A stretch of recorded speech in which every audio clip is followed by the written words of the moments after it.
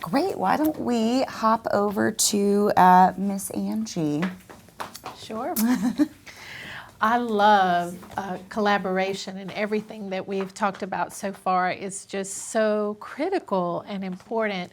So I would just like to start off just kind of identifying what is music therapy. And I think, a lot of times we hear that word, or that, what in the world is music therapy? What does that even mean? And so for me, as a music therapist, you're using music to accomplish goals. You're using the process of music to help that student emotionally, physically, mentally, spiritually, whatever their needs are. And so as we're speaking, we're talking about rapport and the different types of learning and how to make it fun, how to do that part, and it's also critical. And we touched on also like the different types of learning. So as a music educator, you're learning music, you're teaching music, you're researching music. You may even do some music history, some music appreciation, talk about the different composers, which are all wonderful elements to music. And then as you get a little bit deeper, as Meredith was saying about kind of like doing an intake or an assessment of your student, one of the things that I really try to key in on as I have a new student, especially coming in, is after that rapport of kind of talking with the parent, what motivates this child? When this child is with me in the room, what is it that keeps them going? And let's face it, honestly, sometimes parents are looking at that child and saying, you are taking piano lessons and you are practicing, and it's kind of almost, we don't care if you hate it, like this is what you're doing. And especially for that child, that can be really challenging as the teacher, finding ways to motivate your student. So one of the things I try to do as a new student comes in is kind of do an intake of where are they with music particularly, but also within themselves. What is it that makes them tick? How do they approach a lesson? Like when they come see me, are they happy to see me? Are they, like you were saying, had a bad day at school? Or is this like a requirement from their parent, like what is going on with them? And one of the things that I love, as you were saying, as you're building that rapport and that relationship with your student, they do feed off you, and you can feed off them as well and kind of see what's going on. I always try to start with, hey, how are you? How was your day? Which is what we've talked about before. But as I'm with them, I kind of key in on their learning motivation. And we kind of touched on it, but talking about auditory learning, tactile learning, visual learning, what does that look like? And how can we use that to help them progress, at a pace that's helpful for them and also makes them feel that they have accomplished something? So the program, I really work with mostly younger children, and the program that I love for especially piano is the Little Mozart's program. And when I was digging into that program, one of the things I found was, wow, this program uses everything. It uses auditory, it uses visual, it uses tactile. I mean, you start off with a Beethoven bear and Mozart mouse and little stuffed animals that they can actually touch and feel.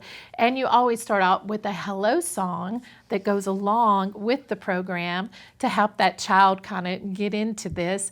And out of the 3 years, I've only had one student that did not like the little animals, and they were actually afraid of the little animals. So I kind of packed them in my bag before I start my lesson with them. But, there's that opportunity for them. And I find at 5, 6, 7, even 8, children love to play. They love to play, and if they've been at school all day, maybe they had a recess, but honestly, they have been taught all day long, and they have been listening to other people telling them what to do. So I like to go in and do that part, and then it's amazing. Sometimes they'll even start talking to to Beethoven Bear and Mozart Mouse and talking about their day. But the other component of that program is there's a story. There is a storyline going throughout each of the books where you're able to really hone in on a particular story each day, and the story connects with the music that's being played that day. And so I think that's really important for kids to feel like this is not a chore. This is not me coming into this lesson having to perform this particular stuff, which you do that, but it is fun, and I am learning, but I don't really notice that I'm learning because I'm playing. And with all of that, there's also the component of the tactile, which is the workbook and activity books that you can hone in on. If they're not doing that little Mozart program, there's a wonderful materials out there today that just are great with teaching theory as a game, like Jennifer was saying, and also doing these rhythm, food demonstrations. I like pizza, and pizza, and you're doing all these fun things with them. And before you know it, they're getting rhythms that even maybe they didn't think they could do. But look at this, you're accomplishing everything you sought out to do, but you're doing it through a fun way where it's not a requirement, and they're having a good time. And one of the most compliments for me is when someone continues to come to their lesson on time and ready, like I am ready to be with Miss Angela and to learn music and to have fun and to be able to accomplish even something like at a recital level, especially for our autistic children. I think just is amazing what it accomplishes for that child, but also for that parent to see their child exploring music and achieving music in such a way where they're able to come on stage and curve their fingers and do their song and put their hands in their lap and bow and smile. It's just a wonderful feeling. It's so rewarding to see that for each of the children. And so visually, auditorily, tactilely, where are they? What do they need? How can I meet that goal?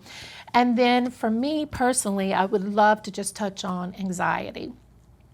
Jennifer touched on that as well. And it's just so important as you are meeting the needs of your student that you do see that all of that performance, perfectionism, all of that is taking place with them every day in school. If they don't reach this score on this LEAP test, what's going to happen? And so there is a lot of stress and pressure to them. But I particularly have a couple of kids that are on the spectrum. And each week that they come, I kind of assess where they are immediately. And there are times when not being able to play a piece can be very frustrating. Or, if you say, hey, did you get to practice this week? And then you just totally see that look of shame, like, no. And then some will just give it to me as soon as they walk in. I did not practice this week. They never lie. Yeah, they don't. Say, I do it. I did not practice this week. It did not happen. Like, I had testing. I'm sorry. And so you kind of start there. But for these two in particularly, I wanted to touch on anxiety, and I've actually had one that was fixing to go into an anxiety attack and a panic attack. And so I just said, hey, it's okay. Let's just stop a minute and let's take a breath. And so we did a deep breathing exercise where I said, we're going to do a 4-7-8 exercise. We're going to do a deep breath. And I used numbers to kind of help them get that expectation, if you will, of what we were fixing to do. So we breathed in for 4 beats. Okay, now we're going to hold it. And we hold it for 7, and then we release it.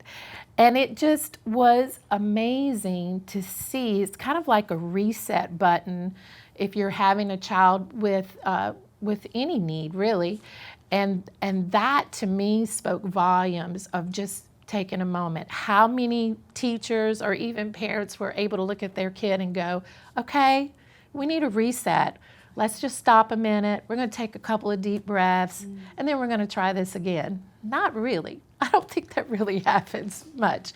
But just taking that moment, and as they were taking that deep breath, sometimes it's just one, and I'm like, hey, how you doing? You ready to try this again? And if they go, no, I'm done, I'm like, okay, no worries. And then we move on to something else. And maybe, like you were saying, Jennifer, we come back to it another lesson or another time. I have one kid who loves theory, absolutely loves theory, would rather do theory for 30 minutes than anything else. And I'm just looking at this kid like, wow, like, I haven't met one of you before. Theory is usually like that 5-minute thing. Okay, we're going to touch on quarter notes, But with that, I make that kind of like a reward. For him, that's a reward. Theory isn't a reward. So I do the hard things first and then say, oh, guess what? It's time for theory.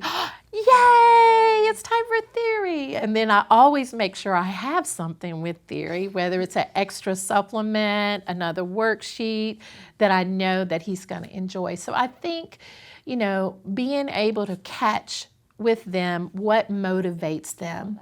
Yeah, and I have one that started off not being motivated at all by stickers. So as a child accomplishes a song, I say, hey, let's pick out a sticker to go with your song today because you did so well.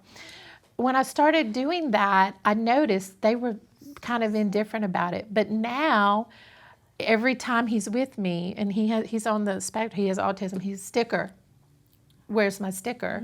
Like, sticker, give it here, And so I think it's so fun to kind of see them progress with what motivates them, reaching their goal, and then having that accomplishment. So thank you. Wonderful. Thank you so much. Yeah. Any questions for Angie at the moment? Awesome. I have general questions Yeah, that will sure. probably be I'm sure talked about at some point in the panel. Yeah. Kind of what Jennifer was saying, this is one of my main concerns is dealing with parents or talking to parents about their children. Yes. Because I feel like there is a lot of denial regarding the possibility of them having a neuroatypical child. Yeah. Usually whenever I have a student that I feel is somewhere on the spectrum or maybe deals with ADHD, this is never information I have been given. Yeah. It's just something I'm observing in the lesson, and I'm only working on with the stereotypes that I have of these conditions. I don't have a background in this. Right. And just having that conversation, how do we have that? Because I can see a lot of people getting offended, what are you saying? Are you saying there's something wrong with my child? And it's no. Yeah. And it's do you know? And you're trying to just not make it a thing for them, Right. or are you in denial? They've never been diagnosed, because I feel like pretty much every time except for maybe the case of 2 kids with severe autism at camp last year, we knew coming in that they had autism. Right. But most of the time where I have a student who I feel is neuroatypical, there's never any mention of it. The kids don't know. Parents have never brought it up, and it's do I bring that up? Yeah. Do I breach that topic? Right. Is that going to be a thing that causes a fight with the parent? Will they appreciate it? What do I do with that? Right. And how, Yes. and if because sometimes there's also, it's a spectrum, right? So I might be there's something that seems off, Right. but I don't know if it's a severe form of ADHD or Right. if it's some form of autism. And I've even had one parent, I had a saxophone student who his mother told me he has ADHD. And it wasn't until after he had withdrawn and an email had been sent to the admins where she was my son has autism. I was told the complete wrong thing by her, and it could have just been a slip of the tongue. Right. But They might have both. Too, or it could, Right. right. That's Right. very common. But it's just I guess that's kind of my big question, my big looming Yeah, question great is how do I do this compassionately and in a way that doesn't make anyone mad? Right. Can I? Please, Okay. yes. My first instinct is just key into what is not working well and mention the symptoms or the issues that you're having. So before you diagnose anybody and pretend to be a doctor, because you don't want to do that, right? You may be beyond sure. You may be beyond sure of what you're seeing, of what's going on with the student.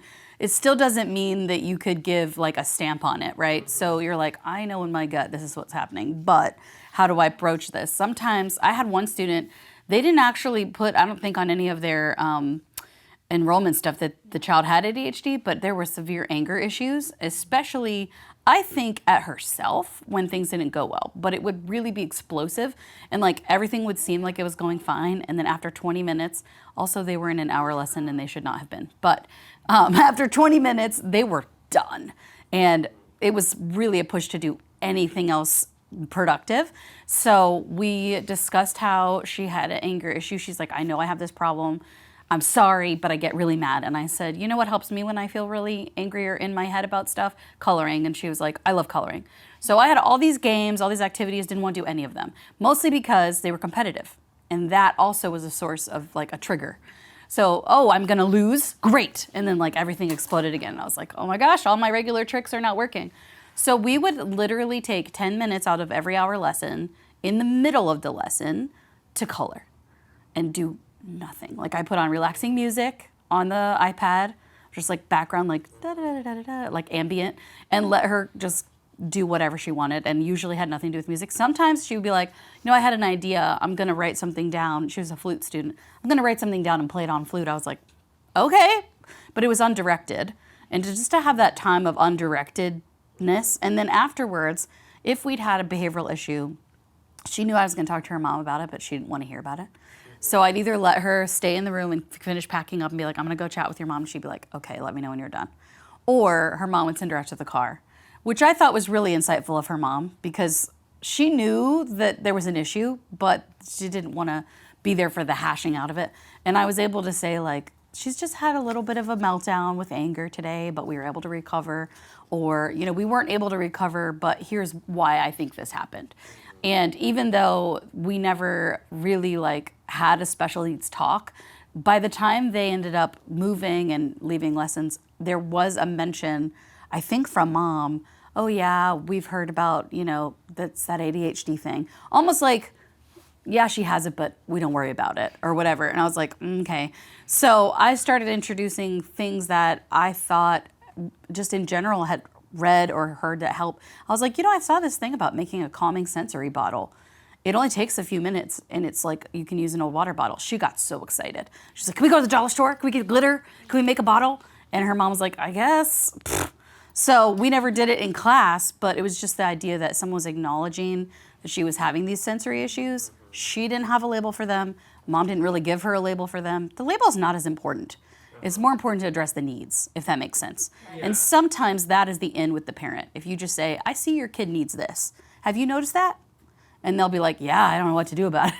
You're like, okay, well, we tried this and it worked. Maybe try that at home. Or try it with your homework and see if it helps with more than just music. Does that make sense? Yeah. And then if they want more information about like, what's your insight or why do you think that? You could be like, well, I've had some other students with ADHD. They have similar symptoms, so it might be something to look into, you know, but broaching it almost from a backdoor perspective. Does that make sense? Yeah. Anyway.